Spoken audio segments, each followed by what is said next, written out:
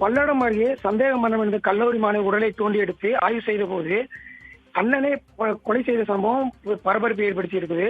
திருப்பூர் மாவட்டம் பல்லடத்தை சேர்ந்த வருவாய் பகுதியை சேர்ந்த தண்டபாணி, இவங்க மகள் வந்து வித்யா. இவர் வந்து கல்லூரியில வந்து பயின்று வரும் நிலையில வித்யா திருப்பூர் விஜயபுரம் பகுதியை சேர்ந்த ஒருவரை காதலித்து வந்திருக்கிறார்.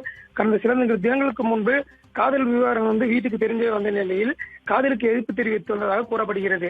இந்நிலையில கடந்த 30ஆம் தேதி வந்து தண்டபாணி மற்றும் அவரது மனைவி இருவரும் வந்து சர்ச் பிரார்த்தனைக்காக வெளியே சென்ற போது மகன் சரவணன் வந்து வெளியே சென்றிருக்காங்க. இந்நிலையில வந்து வீட்டுக்கு வந்து திரும்பி பார்த்த போது பீரோவிலிருந்து ரத்த வெள்ளத்தில் விழுந்து கிடந்ததாக கூறப்படுகிறது.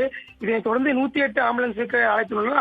ஆம்புலன்ஸ் ஊழியர்கள் வந்து வித்யா இருந்ததை உறுதி செய்துவிட்டு சென்றுள்ளனர். இது குறித்து போலீசாருக்கு தகவல் தெரிவிக்காமல் தண்டபாணி குடும்பத்தினரே வந்து வித்யாவின் உடலை வந்து சுடுகாட்டில் அடக்கம் செய்துள்ளனர். இது தொடர்பாக தகவல் அறிந்த வருவாய் கிராம நிர்வாக அலுவலர் பூங்குடி இந்த மரணத்தில் சந்தேகம் இருப்பதாக விசாரணை செய்ய வேண்டும் என காமநாயக்கம்பாளையம் காவல் நிலையத்தில் புகார் அளித்தனர்.